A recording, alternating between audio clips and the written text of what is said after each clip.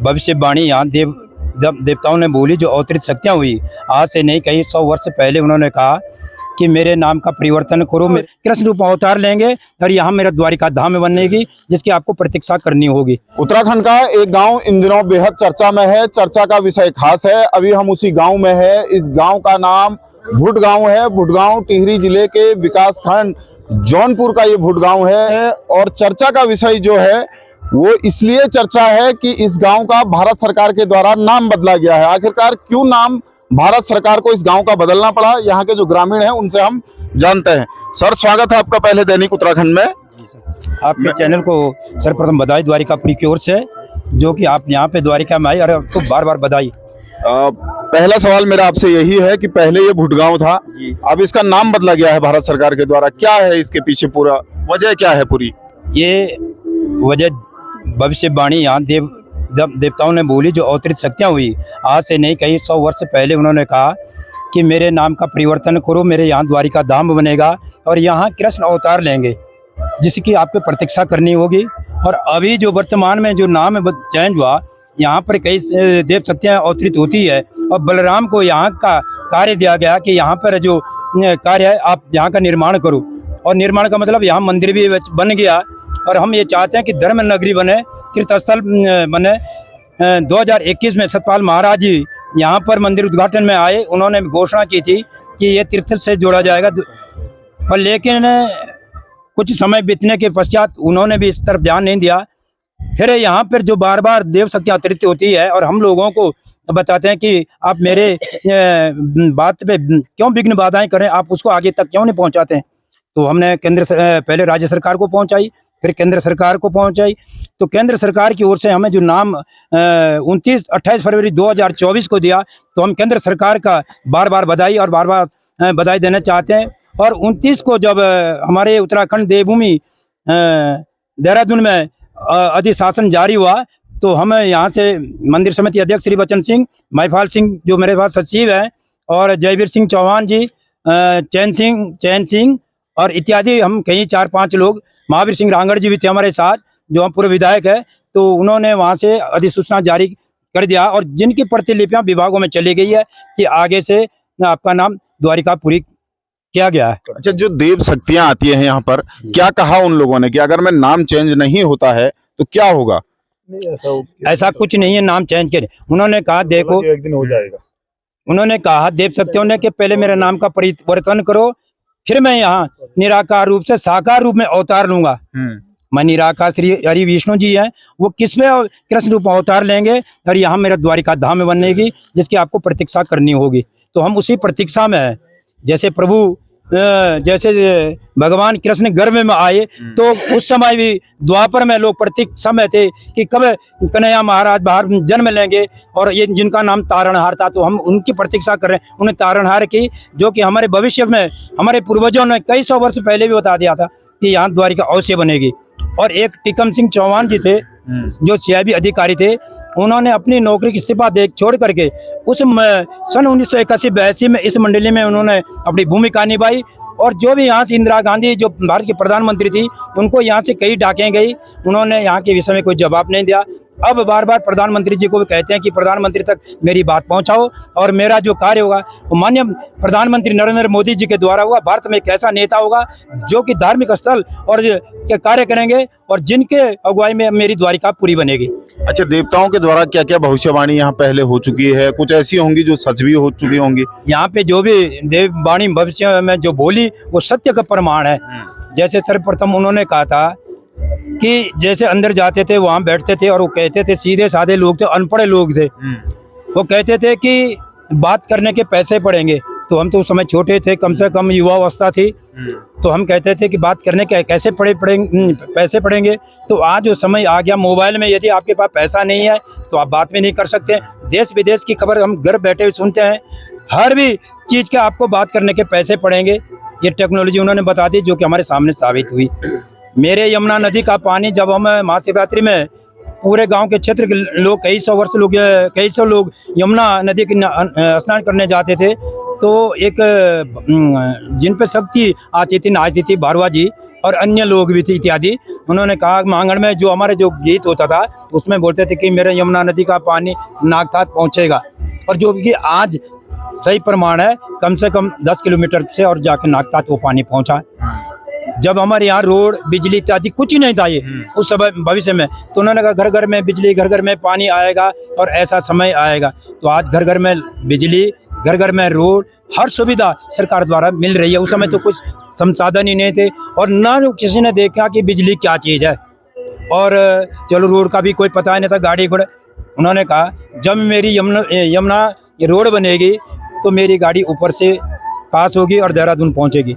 तो ऐसे ही वह ऊपर से गाड़ी आई, सब लोग उस जमाने के लोग गाड़ी देखने चले गए सड़क पे। उन्होंने देखा गाड़ी को कि उस समय गाड़ी तो देखना तो महाभारत थी, पर लेके लोग बाग देखने गए कि गाड़ी वाकई में बड़कोट से देहरादून पहुंची। अच्छा, जो प्रस्ताव आपके गांव के द्वारा भेजा गया होगा भारत सरकार को, क्या लिखा था आप लोगों ने उसमें, क्या जिक्र किया था? उसमें सिर्फ ये जिक्र क्या था कि ग्राम पंचायत भूट गाँव का नाम परिवर्तन करने के संदर्भ में, तो संदर्भ में दिया गया कि यहाँ देवभक्ति द्वारा भविष्यवाणी बोली गई कि मेरे नाम का परिवर्तन करो, भूट गाँव को बदल करके द्वारिकापुरी होनी चाहिए, नई द्वारिकापुरी होनी चाहिए। तो हमने सीएम साहब के पास प्रस्ताव ले गया और सिर्फ प्रभु की कृपा के अनुसार, कोई अमर पापा मेड़ना कुछ नहीं था, तो भगवान की कृपा के अनुसार उन्होंने हमारी बात को स्वीकार की। उन्होंने डीएम साहब को तत्काल आदेश किए और डीएम साहब ने पंचायत राज अधिकारी को दिए, बीडीओ साहब आए, गांव की बैठक हुई, गांव में खुली बैठक में चर्चा हुई, कम से कम 200-250 जनसंख्या में लोग उपस्थित हुए। उन्होंने बात रखा कि इसमें कोई दिक्कत नहीं है, रिवन्यू विलेज गाँव है। हमने कहा में कोई आपत्ति नहीं है, ये भविष्य की वाणी के अनुसार इस नाम का परिवर्तन किया जा रहा है। अच्छा, मैं एक सवाल ये भी था मेरा कि जैसे देवभूमि है, देवभूमि में देवताओं का वास है, और अगर मैं जो ये भविष्यवाणी है इसको नहीं मानते हैं गांव के लोग, या इन पर ध्यान नहीं दिया गया, तो क्या होता है उसके बाद? देखो, हम तो एक आस्था के चैनल के सारे से बोल रहे हैं। अब जो नहीं हुआ उसके विषय में हम बोल ही नहीं सकते हैं, जो हुआ उसके बारे में हम बोल सकते हैं कि जो कि उन्होंने बोला। डर रहता होगा ना कि जैसे देवी देवताओं का बोला हुआ, नहीं, उसको हम मानते हैं। अच्छा। देवी देवताओं की बात को मानते हैं और उसको मानते हैं कि होना सही है, जो कि सही हुआ तभी हम इस बात को मानते हैं, वास्तविक बात। कभी कभार लोग ये भी कहते हैं कि गांव में विपदा भी आ जाती है, इस तरीके की बातें? नहीं, ऐसा नहीं है, ऐसा नहीं बोला नहीं है। उन्होंने अपनी बात रखी है, सर्वप्रथम मेरे नाम का परिवर्तन करो, मेरी यहाँ द्वारिकापुरी बनेगी, मैं यहाँ पर जो है अवतार लूंगा जिसे आपको प्रतीक्षा करनी, विश्व का धाम बनेगा। अच्छा। ये धाम ये नहीं है उत्तराखंड का, विश्व का धाम बनेगा। और कहा गया है, ये कहा गया। और 14 कांवड़ यात्रा हमारी कब गई थी? 12 नहीं अगस्त, 12 से 14 जून अगस्त में हमारी कांवड़ यात्रा गई।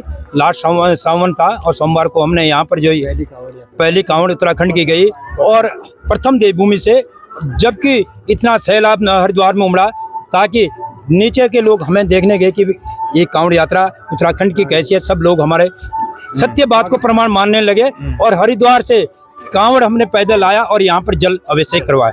अच्छा, तो बता रखा है उन्होंने कि किस तरीके से ये विश्व का धाम बनेगा, खुद गांव वाले बनाएंगे या सरकार के द्वारा? ये देव शक्ति के अनुसार बनेगा। देव शक्ति के अनुसार, हम कोई नहीं करने वाले। हमारे जो बुजुर्ग नाना जी है, ये वो उनके जमाने के, उनके भविष्य के समय के रह चुके हैं, इनको बोलना नहीं आता है, सारा वृत्तांत इनको पता है। इससे भी कई घटनाएं घटी जो सही हुई, जिसको अब हमें भी उतना ध्यान नहीं है। इनके जो बुजुर्ग लोग हैं, ये हमारे मिजान सिंह भाई है, हम नहीं है बोले, हमसे सिर्फ सुनने वाले हैं। और जब वो हमसे बोलते हैं तो हमें पकड़ करते, जब कांवड़ यात्रा आई तो इन्होंने, जब यहाँ से काफिला ऊपर गए तो उन्होंने कहा, सुन लो पुष्कर धामी, आपको मैं एक संदेश दे रहा हूँ। प्रथम मेरी कांवड़ यात्रा तो मैं इस मार्ग से चली गई है, द्वितीय कांवड़ यात्रा मेरी आएगी तो मेरा मार्ग आपको बनाना होगा। तो यहाँ से जो मार्ग आगे जाएगा, जिसका कि 1 किलोमीटर या 800 मीटर के लगभग, जितने उस लाइन पे है ना, वो मकान हाँ। जितने उस लाइन पे है, एक्चुअल पहले के घर बने हुए थे, किसी ने अपने घर खुद नहीं उखाड़े, एक्चुअल खुद खंडर हो गया आज। आज ये प्रत्यक्ष प्रमाण है, प्रत्यक्ष प्रमाण है, जो उसने रास्ता दिखाया प्रत्यक्ष प्रमाण है, दिखता है आज हमें भी। हालांकि हमें तो कोई पता नहीं है, हमसे तो 3 पीढ़ी आगे था जो भी कुछ था, लेकिन वो दिखता है अभी कि ये वास्तविक ऐसा हुआ है। जिनके घर थे उन्होंने साइड अपने आप कर लिए, किसी ने दूसरे से ले लिया खेत, वो घर छोड़ दिया, वो आज खंडर हो गया। ऐसा किसी ने जबरदस्ती बोला नहीं है कि तुम यहाँ से चले जाओ, ये सत्य घटना है, वो दिखता है। इससे पूर्व जो भी कि मंदिर के समय जिनके मकान थे, और जब यहाँ पर मंदिर बन रहा था कई पूर्वजों के टाइम पे, तो अपने आप लोग आए और जब किसी ने कहा मैं तो अपना मंदिर उखड़ने नहीं देता, खुद ही उन पे शक्ति आकर के अपना मकान को उखाड़ करके उन्होंने मंदिर के लिए जगह दी, जहाँ पर अभी मंदिर बना हुआ उनसे अपने आप उखेड़े। और उन्होंने ये बताया, एक बात उन्होंने बताई कि मैंने गांव के लिए व्यवस्था कर रखी है, जहाँ पे उन्होंने गांव के लिए जगह नाप रखी। उस समय कोई फीता नहीं था, कुछ नहीं, रस्सी से उन्होंने नाप रखा कि यहाँ मेरा गांव जाएगा जब मेरी द्वारिका पूरी बनेगी, और ये तब जाएगी जब मेरा आदेश होगा। हम गांव वाले कुछ नहीं करने, हम उसकी प्रतीक्षा कर रहे हैं, उस आदेश की प्रतीक्षा कर रहे हैं। पर हमारी आपसे आपके चैनल दैनिक उत्तराखंड ये निवेदन है कि मोदी प्रधानमंत्री जी की तक हमारी बात पहुंचा दें और यहाँ विश्व का धाम बनेगा, और यही हमारी शुभकामनाएं। अच्छा, हमारे साथ पूर्व जिला पंचायत सदस्य अमरेंद्र विज जी भी हैं। किस तरीके से आप देख रहे हैं भूट गांव को द्वारिकापुरी नाम दे दिया गया है, किस तरीके से आप इसे देख रहे हैं? तो देखिए, भारत में बहुत सारे ऐसे प्रस्ताव जाते हैं भारत सरकार को जिनमें इस तरीके की मांग होती है, लेकिन आप भी जानते हैं कि इस तरीके के प्रस्तावों पर कितनी कार्रवाई हो पाती है। मुझको ऐसा लगता है कि ये अगाध धार्मिक आस्था का प्रश्न है, इसलिए ये काम तुरंत में भारत सरकार द्वारा हो गया। तो कहीं न कहीं ये धर्म का मामला है, और वास्तव में चूंकि द्वारिकाधीश जो है यमुना तट पर रहते हैं और ये जो गांव है भूट गांव, ये यमुना के तट पर है। तो जैसा अभी बताया मंदिर समिति के अध्यक्ष जी ने और तमाम लोगों ने बताया कि द्वारकाधीश स्वयं यहाँ रहना चाहते हैं, और रहने से पहले वो ये चाहते हैं कि यहाँ का नाम उनके द्वारकापुरी के नाम पर हो जाए। तो पहला चरण का जो काम था, जो नाम बदला जाना था, उनके नाम पर भूट गांव का नाम रखा जाना था, पहला चरण पूरा हो गया। अब जैसा अभी आपको जानकारी मिली कि अभी उनके प्रतिनिधि के रूप में उनके भाई बलराम यहाँ पर काम कर रहे हैं, और उनके माध्यम से काम हो रहा है। तो निश्चित तौर पर अब द्वारिकापुरी इस गांव का नाम हो गया है, और द्वारकापुरी नाम रखने से काम नहीं होगा, इसको द्वारकापुरी का स्वरूप मिलना है। जैसे मुझे भावनाएं दिखी, तो द्वारकापुरी की जो आकार है वो मिलना है। तो गांव के लोग और इस क्षेत्र के लोग, तमाम लोग ये चाहते हैं कि ये भव्य रूप ले। भूट गांव से द्वारकापुरी नाम जो हुआ है, इसके बाद ये धरातल पर भी भव्य रूप ले। यहाँ पर ये जो एक धार्मिक सर्किट है उत्तराखंड में, जिसमें बद्रीनाथ, केदारनाथ, गंगोत्री और यमुनोत्री 4 धाम हैं। तो 4 धाम के बाद जो है 5वां धाम कम से कम उत्तराखंड का ये द्वारकापुरी बने, कम से कम इस सर्किट से जुड़ने के बाद। और पूर्व में भी जैसा उन्होंने बताया कि उत्तराखंड की सरकार के पर्यटन और धर्मस्व तीर्थाटन मंत्री यहाँ पर आए थे, उनसे ये मांग की भी गई थी, लेकिन अभी हो नहीं पाई है। लेकिन अब चूंकि नाम बदल दिया गया है, नाम द्वारकापुरी हो गया है, तो आने वाले वक्त में हमको ये भरोसा है कि केंद्र की सरकार हो चाहे राज्य की सरकार हो, भगवान श्री कृष्ण के उस आदेश को आत्मसात करेंगी, और जो भी आधारभूत संरचना, आधारभूत ढांचागत जो एक तीर्थ स्थल को डेवलप करने के लिए किया जा सकता है, मुझको लगता है कि वो हो करके रहेगा, क्योंकि प्रभु स्वयं ऐसा चाहते हैं, तो उसको कौन रोक सकता है।